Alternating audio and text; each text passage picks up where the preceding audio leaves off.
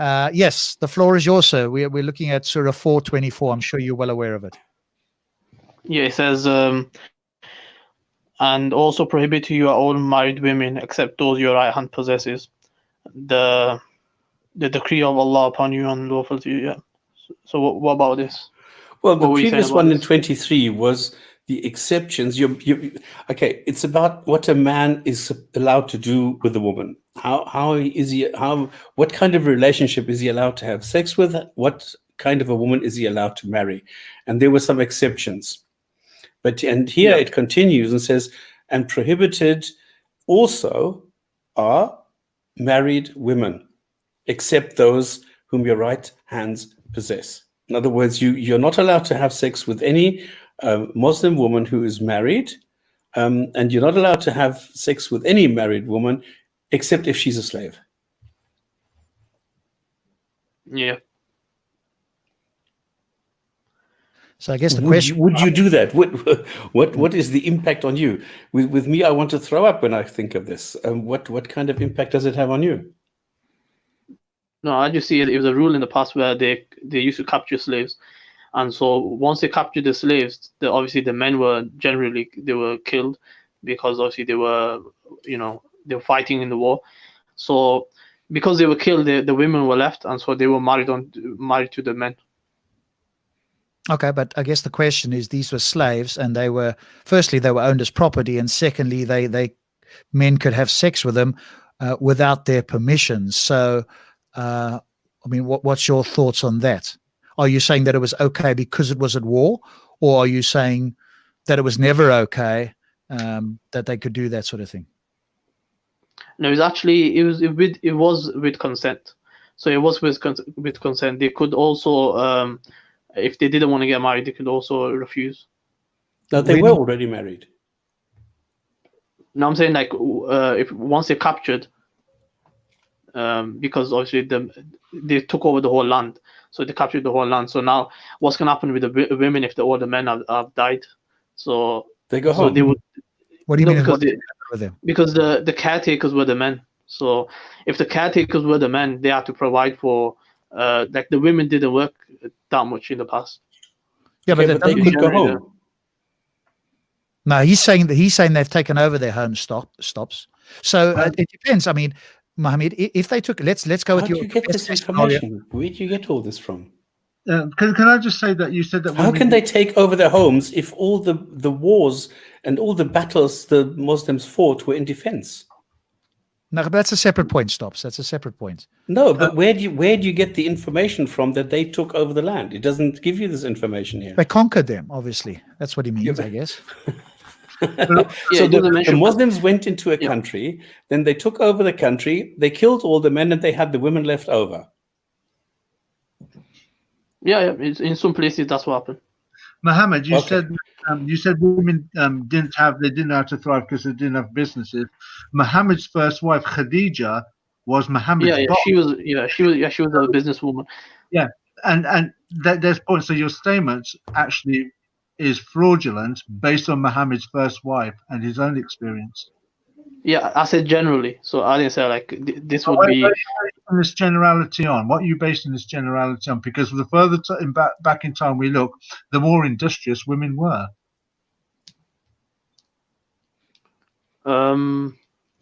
What historical references are you basing this on?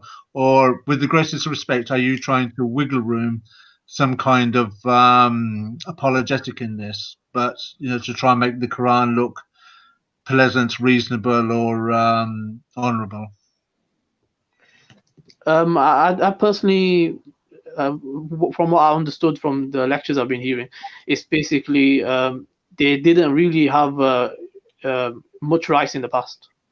Okay, we understand that, but the question is, do you think that it is okay if somebody would have conquered Mecca and would have killed Muhammad and had sex with Khadija? Would you think that that is okay? Killed what? Killed all the Muslims in Mecca, and then Khadija would go and say, "Oh, you conquered us. Please have sex with me." Yeah, it wasn't just like, oh, you consider just have sex with this. Many men they didn't view slaves in that manner, because there was also male slaves as well, so they didn't view them in that manner. So they used to take care of them. They had to take care of them, and they had to feed them and clothe them and also provide for them. Okay, so you think it's okay if people come into Mecca, kill everybody and have sex with Khadija? That's okay for you? No, because the premise I start with is Islam is true. So what I'm saying is, if a Muslim does basically, it, it's okay. If somebody else does it, it's not okay. yeah, pretty much. Okay. Because the truth it's a religion of truth. So Actually, no, I will ask a question then. So, when you got scholars for dollars like Qasim al-Hakim on Peace TV saying, women are something that your right hand can possess, how do you as a Muslim feel about that? That women are treated as a possession, as a commodity, like you'd own a car or own a cup and a plate? I think this is a historical thing, and it's the just as Mohammed Hijab mentioned, he's got like a whole lecture on this topic on YouTube. He basically said that the maqasid of Sharia was, the purpose of Sharia is to get to slowly decrease in slavery and kind of get rid of it. And so he said that in the Quran, he also quotes a verse in the Quran where he says that the purpose of the best way is to free slaves, and so that's the purpose. So what he said was, because we already all agreed, we already got we already kind of got rid of slavery in our era, except few countries, but generally it's like the Muslim countries, they united against it. Now they agreed to. You only ratified that up until about 1938, so that statement's wrong.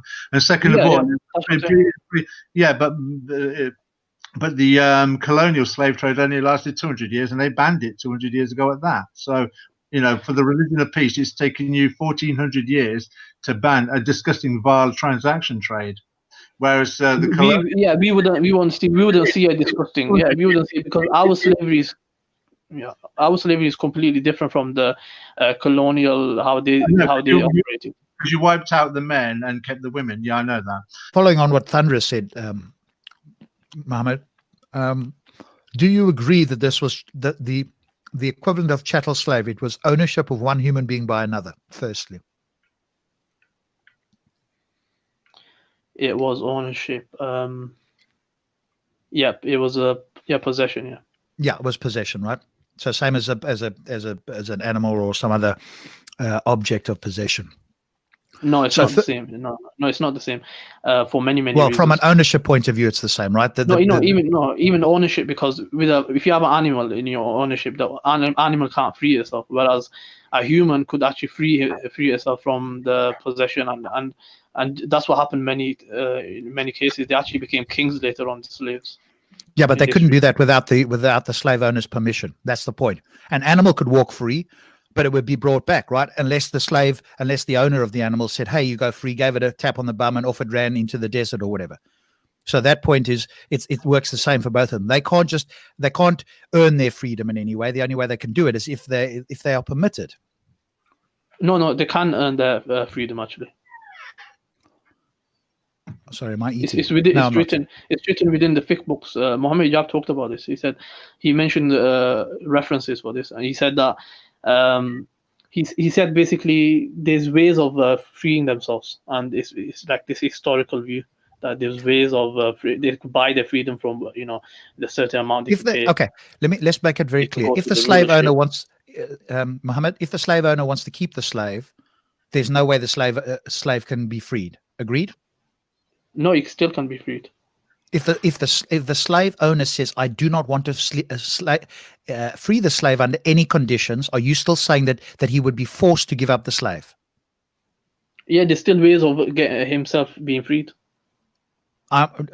Did you understood my question, right? Yeah. You're saying that even if the slave says that you can't be freed, can he be freed? That's your question. So what I'm saying is, he can still be freed. Yeah, Mohammed, the slave owner says, "No, I do not want to free you. This is my slave. I own them. That's my property for life." And the slave says, no, I want to be freed. Are you saying that there is a way for the slave to override the slave owner's decision on the Yes, matter? yes, definitely. What is that? So he can go to the Khalifa and say to him, like, after he has a good behavior and everything like that, and he's settled into the society, and he's been his attitude changed and his behavior, because obviously these are people from war. And so once that happened, he can go to the leadership and say, I want to get freed, and I think I should be freed, and then the leadership will free him. Okay, can you provide me with that source? It's a bit of a sidetrack, and I don't really want to go there, but if you provide me with a source, I will happily have a read of that. But getting back to the actual thing of owning somebody, right? When you own somebody, the point with this verse and what we're putting to you is that if you own somebody, the woman does not have a choice as a slave. And you seem to be suggesting, or you were to Thunderous at least, that you inferred that somehow they had a choice in the matter as to what would happen with them. And with chattel slavery, that's not the case. Yeah, many of them actually preferred to be on the, they wanted to be. Where's your evidence for that? Where's your evidence for that? I'm not aware of a single woman that would have the choice of being a slave or not being a slave that would say, yes, I would prefer to be owned as a piece of property over not being owned. If you can provide me that, and this person is of sane mind, I'd be very interested to hear about that. Can I just add on that?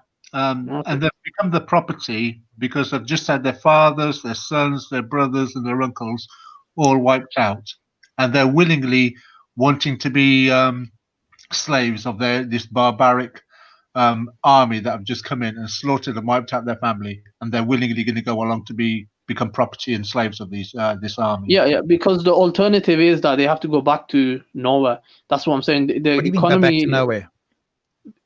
basically, there's no one taking care of them, number one, and then there's no one to continue the businesses, because the men have been captured or they've been slayed. So Mohammed, if another religion had the same ideology and standard and manifesto Damn it. that your Allah is prescribing for Muslims, you'd be quite happy for your family to be wiped out of all its males, and your female siblings to be taken as sex slaves by the next army, yeah? It's about whether it's justified cause. So the battle itself, was it justified? That's number one. Number two, number two, and how would they treat the woman and the whatnot? So that's also included. So yeah, if they got the exact same way, which they don't have, like no other civilization had the same, the same treatment, how they treated the slaves, like the Muslims did. You quoted Mohammed Hijab. I mean, I don't know if you remember the debates between Mohammed Hijab and David Wood. Mohammed Hijab has proven himself to be quite a dishonest man. No, he's a legend, actually. Well, of course, you're going to say that. He's your Muslim, he's your flagship guy at the moment, isn't he? He destroyed David Wood in that debate. Okay, let's keep on the verse, please, guys. Let's keep on the verse, all right? And slavery. Let's not dance around. No, I wasn't answering. I just wanted to see, well, why is it then that the Muslim scholars for dollars all different opinion on this? And it seems like Mohammed has chosen to listen to a guy that says something or is deciphering Islam the way he wants to hear it. Yet you got Saudi Arabian Muslim scholars for dollars are deciphering it a totally different way. They're deciphering it in the way that Allah is saying it. Okay, I think we just need to understand Muhammad's point, and then we can. So I just wanted to make sure, because I lost it for a second. Somehow my audio is jumping every so often, that you agreed that this was chattel slavery and it was ownership. But you also suggested that this was better than that it was better than owning other objects, because these people had the ability, or indeed they could force the slave owner to release them under certain conditions. I would like you to provide that evidence. That's one point. Show me where it says that a slave owner would be compelled to release a slave under certain circumstances. I'd be interested in that. But put that aside. What we're talking about is the moral position here about this, Mohammed, where they're taken. And your defense of this is that, hey, this is the best thing that can happen to them in war. Presumably you only think this is war. Is there any other circumstance? I just want to be clear with you. Is there any other circumstance in which enslaving somebody would be justified? Or is it only under war, according to you?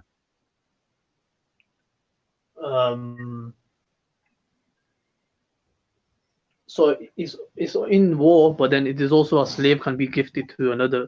Like if a slave is already a slave, it can be gifted to another person. So these are Yeah, the two I'm ways talking at the I. moment. Sure, I'm talking about taking on slaves, as in like if they were never slaves before. That's what I mean.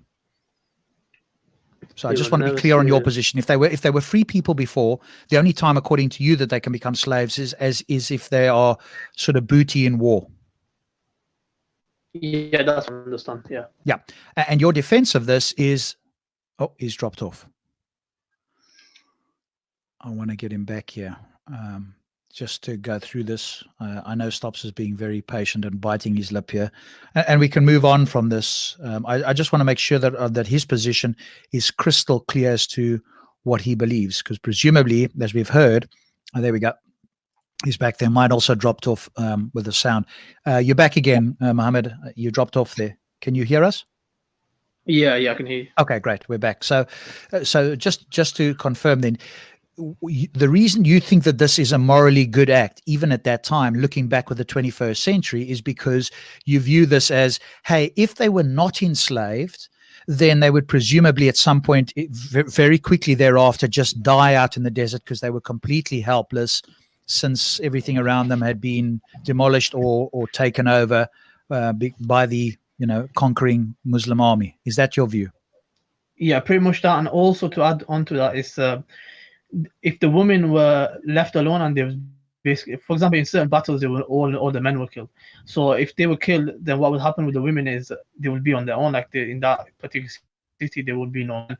So what would happen is outnumbering women who don't have a partner. So what would they do? Would they become prostitutes, or what's going to happen with them? Will they commit become gay or something?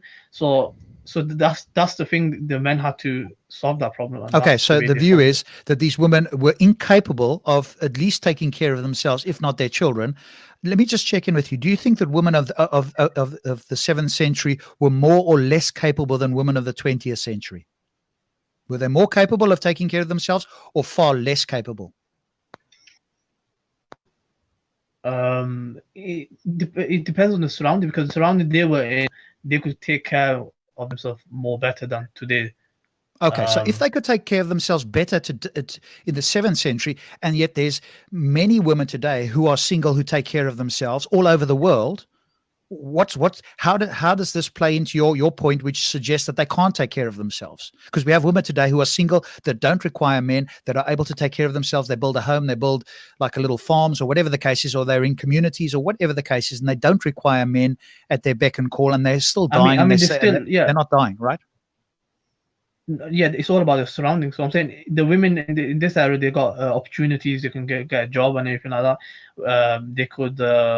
They also have a lot of freedoms. They have, even the kids, like they didn't have no benefit system then and whatnot. And plus, they also have sexual needs and so they, even women of today, they have got sexual needs. If you isolate them in one country, or you isolate in one, and there's only few men, that's going to have a massive impact upon women. So even today, Yes, but they have the choice, right? They have the choice, though, Mohammed. When they're a slave, they do not have the choice. So let me put it to you very clearly, so that I put this across to you. I put it to you that it's not just slavery or death, which is your view. Hey, slavery is better than death. Firstly, because you haven't established that they would die. These women were not children. They were not infants. They were not disabled. They could take care of themselves. But let's assume for a moment they could not take care of themselves under some, in my world, fantastical position that, hey, if they were left to themselves, they would suddenly just perish in 7 days or whatever the case is, or 2 weeks or whatever the case may be. Let's assume that they had to be with somebody. Why is it that presumably these Muslims were supposedly honorable people by your lights? Why did these Muslims not take them at least as prisoners of war until they could get to somewhere else and release them again? And those that wanted to stay, when they were asked permission and they were treated as if they were a family member rather than as an owned object, why did they not do that instead? I'm saying to you that's more moral than owning them as a property and then raping them whenever they felt like it, because they had no choice when they were a slave. So like why did they not do that choice, instead? Yeah. Then they don't have to. Then slavery would not be part of this scenario. So why is it that they chose, in my view, the worst option, and I've presented you with a much better option? If these were Okay. honorable people, if they were dishonorable, low-life thugs, then sure, they can go with the worst thing. But presumably you're claiming that these are honorable people, and I'm putting to you that there's a much more honorable and moral position they could have taken than slavery. Could you repeat the moral position? Like, what's the alternative? Sure. I'm putting to you that the position of taking somebody under your care, if this is even possible, this is a hypothetical, if this is even possible, right? You've slaughtered their entire family. You could just leave them. You could take them under your care and say, hey, you are innocent people. You'll come as either prisoners of war, or you can come along with us or not. We'll take you to the next village, and there you can continue, or you can stay with us, or whatever the case is. I'm suggesting to you that that would be better than saying, hey, you become my slave and I can do with you what I will. Why did they not do that?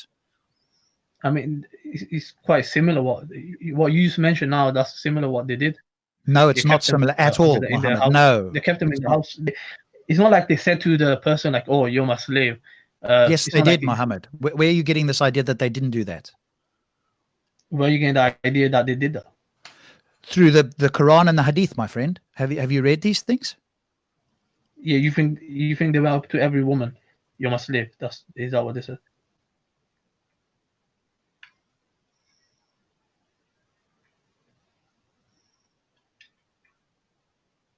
Sorry, I broke up there. What happened? What did you ask? Yeah, I said, you think they went to every woman and then said to her, you're my slave? They could have just taken them. They will just take them. They're not going to walk around to each person. I mean, this is minutia. They're going to round them up like they did in those days with everybody all over the show and just say, you're all our slaves. Go over there. And they would go and pick whatever they want. That's how it worked with chattel slavery, right? I'm just putting it to you. I want to see what your response is to this. I'm saying to you, instead of owning them, they could have requested that they come with them, or indeed said, hey, because we've slaughtered all your men, we're going to do the honorable thing, if that was even possible, and we will take you under our wing. You're not owned. We will respect you as if you were a Muslim woman, and we'll take you to the next village. If we've wiped out your entire village and demolished everything, we'll take you to the next village, and you are free to then leave and do whatever you wish to do. Or if you really like how we're looking after you, you can stay with us. I'm presenting to you that is a far better moral option than enslaving them and doing with them whatever they wish because they were property. Yeah, I would say that because we're not in the same situation, we would be able to give alternative. Because if we were in the same situation, we'd be able to measure why that's not the best. Well, I'm asking you that. Why is that? Why that? Yeah, I'm asking you because obviously I'm not. Everything being equal, everything else being equal, that's a better. Yeah. All right, let me just ask you this, Mohammed, and we can move on because we could stay here all night. Everything else being equal, there's no more imposition on the Muslims themselves. Everything else being equal, why do you think what I've presented? Do you think what I've presented is a better moral option or not? No. Why not?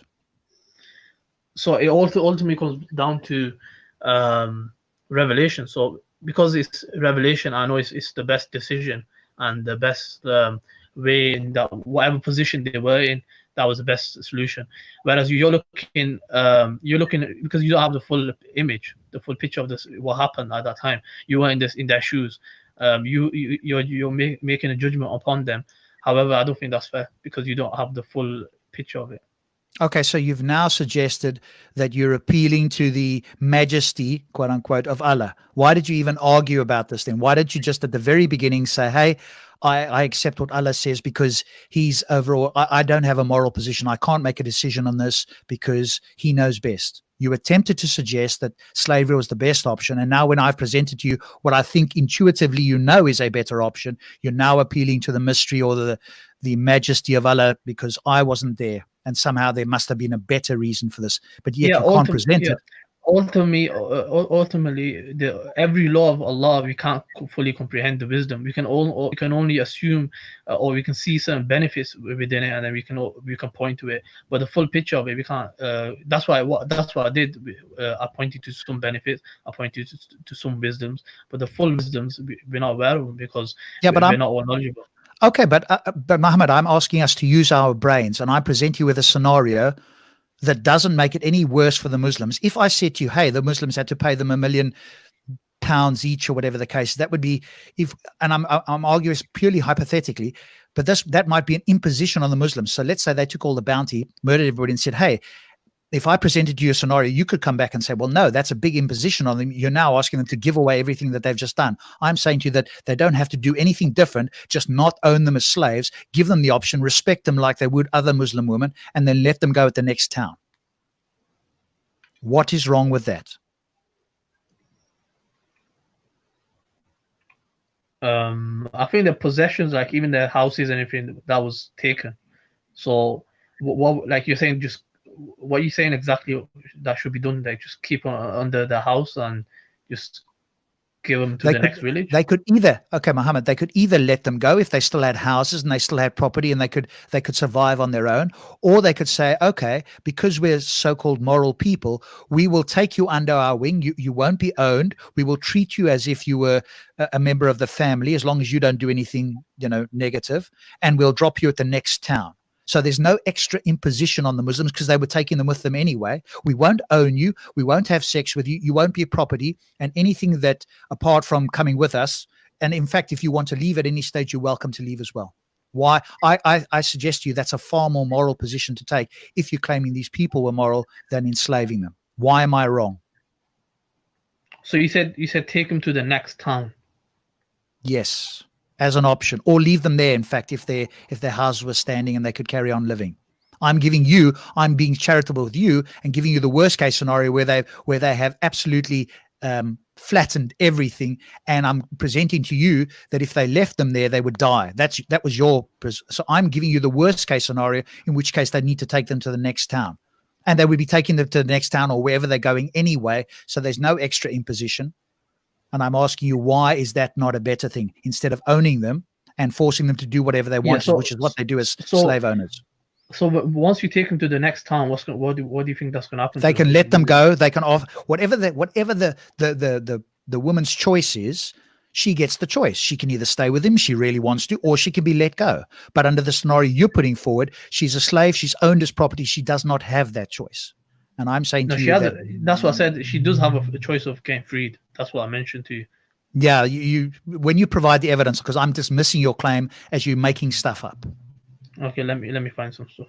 I mean, obviously, it's going to take. All right, at this point, I think we're going to move on. I don't think you can provide me with any substantial argument against this. I've given you a moral position that does not impede in any more on the Muslims themselves, and I consider far more moral than your position of owning them. You haven't given me a reason why this is bad, other than appealing to the mystery of God or suggesting I wasn't there. Obviously, that's not a substantial response. But I'm quite happy to move on unless one of my co-panelists wants to, because we've spent so much time on this verse now. And I know Stops wouldn't want to. No, we have to spend so much time on this sentence because this is such a vile, such a horrible, such a terrible sentence. I'm disgusted that anybody will try and apologize for this, because bringing up a scenario which in some way might be able just to justify this is sick in itself, because there is no indication here that this is the actual scenario, because the women were abducted from Ireland, the women were abducted from Tanzania, the women were abducted from all over the show.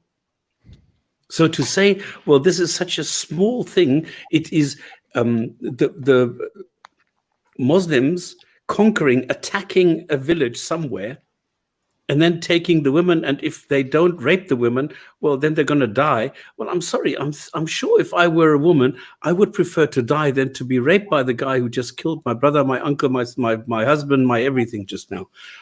This is the way that I think. So I think this is highly immoral.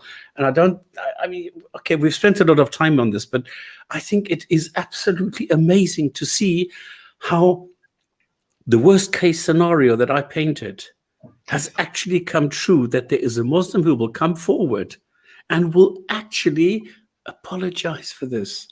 This is mind-boggling for me. It's crazy. My brain cannot handle this. I want to vomit. I feel so sick that anybody can voice anything in defense of this decree. I found the reference. I don't fucking care about your reference, really. I am Okay, so disgusted with this. Let's Okay. hear the reference. Let's hear the reference. Okay. Whoever among you cannot find the means to marry free believing women. Oh, fuck, this is even worse. This is Rob, you need to carry on. I'm just sick. Okay, I don't know what verse we're talking about here now. This is the What are next one. This is 25. No, I think Mohammed said he had something that he supposedly was bringing to show that slaves could leave of their own free will, presumably think whenever they wanted. What we have to bear in mind, this is a book made clear, a book easy to understand, which is to time indefinite. This is an eternal book. So this still applies now. We're talking like we're back in the 7th century, using the 7th century scenario here. This applies today.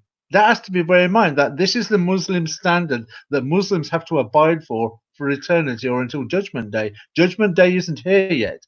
Implication is this verse still applies today. And why you're Mohammed, the guest on the show, isn't being able to answer it is because Mohammed Hijab didn't cover it in his lecture, because Mohammed Hijab hadn't considered or conceived or wanted to avoid scenarios that you've projected, Robs. Yeah, but I think also... Yeah, but hang on. We've been arguing all the time now that Muhammad actually came, and I'm talking about the 7th century Muhammad in the Hadith, that he came around and he freed the slaves. So why would a slave need to free themselves if they were freed anyway? Because Islam abolished slavery. Well, nobody believes that. All they're saying is that they came along and made it, quote, slightly better. But I think what Mohammed Qasim is trying to suggest here is he's going to present us now with something that shows that a slave, I'm hoping that's what you're going to do, Mohammed, is present us with something that overrides this verse that actually says, no, a slave can leave of their own free will under certain circumstances. So can you provide that, Mohammed? Yeah. So it says here, there's a system within the fiqh where it says it's called muqataba, which is a contract of manumission between the slave and the master. This is from the Quranic verse where they deduce this from. The Surah Nur, chapter 24, verse 33.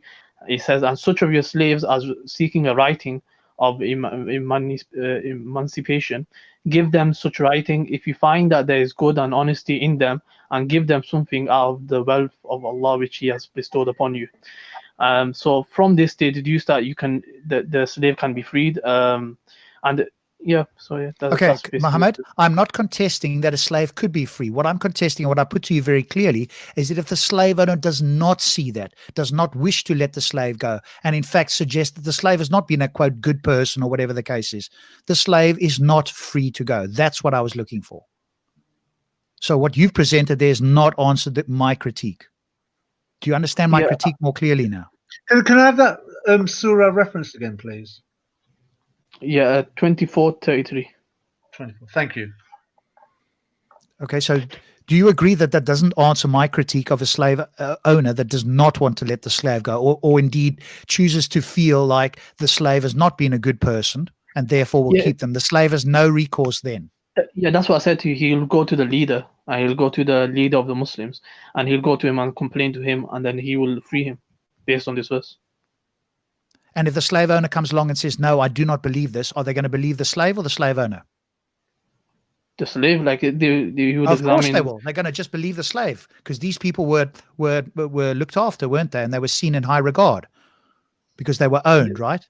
Of course, Mohammed, I don't think you're making sense. They're gonna examine, how he is in the society. They will examine that, and then based on that, they'll free him. The verse you provided does not answer my critique. And if there was any abuse or anything like that, then he'll also get freed as well. Where are you getting this from? You're suggesting that, in fact, this wasn't really slavery, that this was like a contractual system, and it's like modern day that, hey, if you do something, you can go to a tribunal like you can here in the United Kingdom, for example, and if it's shown that you were mistreated in some way, you get some kind of compensation, or in this case, you get freed. Where are you getting? That's what you're implying, are you not? No, not compensation. No, but you are suggesting that there's some kind of a contract, because I heard the word contractual agreement or words to that effect. You're trying to equate the verse that you're talking about, which is much more like an employer and an employee, not a slave and slave master. Yeah, we would say it is quite similar to that. Well, exactly. But I'm not talking about that. I'm talking about the original chattel slavery, which was when they owned them, when they sold them, when they were just like property. And Muhammad did that as well, right? Your Muhammad did that as well. He bought and sold slaves. He even negotiated for one slave or a couple. I mean, Stops will remember the one off the top of my head. I can't think of the particular verse where he gave 2 slaves for one, that sort of a thing, where he bartered them. So of course this wasn't abolished. That's the time of that was the system of the time. So he dealt. That's what I'm saying. Okay, but that was I'm not arguing it wasn't the system of the time. What I'm saying is that it was immoral, and we could certainly say it's immoral by today's standards at the very least. And No, Rob, this is still immoral, because if you go, this mukataba is something in the 24th chapter, which says that if a slave comes to you, then you can give him this letter of emancipation, in other words, of manumission, that he is free. But the thing is, there are no preconditions mentioned here. Okay, so it's not that. Why would you need this? If Islam abolished slavery, if Muhammad freed the slaves, why do you need a writing of emancipation or manumission? Why do you need any of this if you first make the claim that Islam actually stopped slavery? It doesn't make sense. You are contradicting yourself. I never said Islam stopped slavery, so that was false. I said the mission of it was to eventually stop it, and the purpose of it was to decrease in slaves and slowly, eventually, get rid of it. But you don't understand that you are being horribly immoral and a hypocrite by first saying, yes, we have slaves. This should also already be a warning flag for you to say, I need to step away from this. I need to condemn anybody who takes a slave. I need to condemn any God who allows slavery right from the beginning, because the God knew that he was creating people who were going to be slaves. So God created people in slavery. This is what an immoral God we're talking about here. And now you come along and you say, well, Islam came along to gradually decrease slavery. You can fucking well go and say, don't eat pork. But you can't tell people to stop owning other people. The thing is, you're saying gradual slavery, gradual, remove slavery. But the thing is, there was no slavery until Muhammad came along. So you're asking for gradual removal of slavery that came along when Muhammad came along, because before Muhammad there was no slavery. Muhammad, I can show you that they were. Just give me 5 minutes. I can show you they were. You can stop pork straight away. You can gradually combat the drinking and things like that. Many things, Allah, stop straight away. Idolatry, turning the Qibla, praying 5 times a day. But slavery, that takes 1400 years to stop. It takes 1400 years for Muslims to apply this one ayah then about the gradual manumission of slavery. And all the other times we are reading in the Quran what you're allowed to do with them. This is inherently. Inherently, what we say regarding the slaves, we said they were treated perfectly fine, and so that's why it wasn't stopped completely, because the way we treated them was completely fine, and they were actually the benefactors in many cases. Actually, they would be. So they were benefactors. Oh, great! They were so gracious to take the people as slaves. You're sick. The thing is, you're saying very wrong, because the United Nations, Amnesty International stand in your face on that one. I mean, it's a joke that Saudi Arabia have got on board with some kind of, I forget, Stops can remind me of this one, because he was the one that brought it to my attention, that they're on the Court of Human Being Rights in the United Nations. And Qatar has been up for investigation with reference to slavery over the World Cup that's going to be taking place in 2022 with the building of its stadiums. So you're talking about slavery as if Islam came along and eradicated the world of it. Well, Islam and Allah can't be that convincing, because the English, what you call the English kafir, the kuffar, the idolaters and the unbelievers, they managed to only have slavery for 200 years, and they managed to vanquish it from the face of their unknown lands almost instantaneously. So they did a better job than Allah did. They did a better job than Muhammad did. And they only had a 200-year period. You had 1400 years. It was invented by Islam, and you still can't remove it. like I said, we don't view slavery inherently wrong, so that's why I said even if it continued, there's no issue.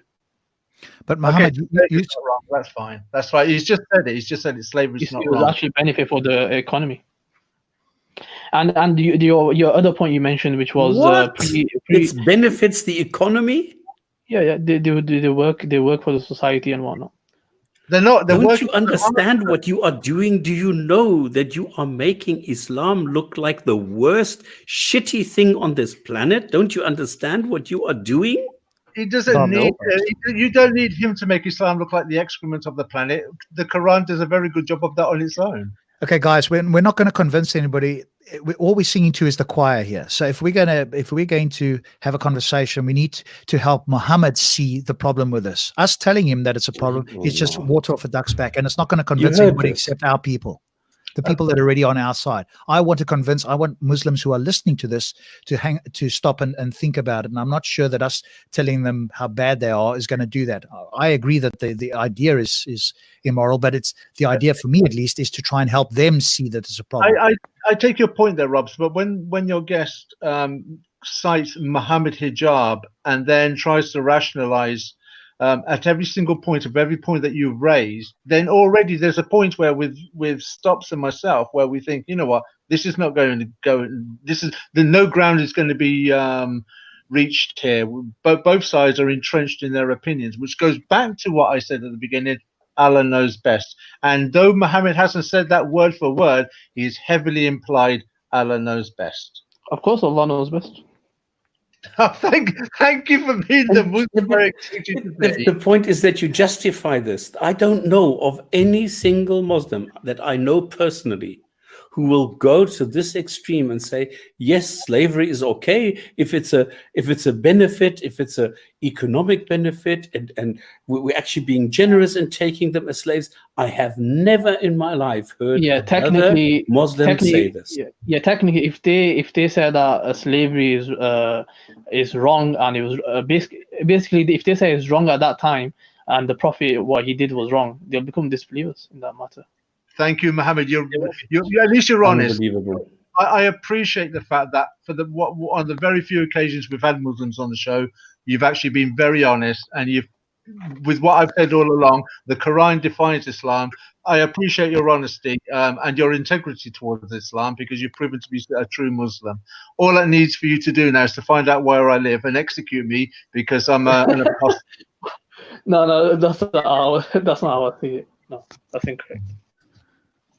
All right, I don't think we get any further. My two co-hosts here are highly riled up, and I'm not sure we'll have any sort of back and forth that's going to be constructive for somebody else who's not already on one of our two sides.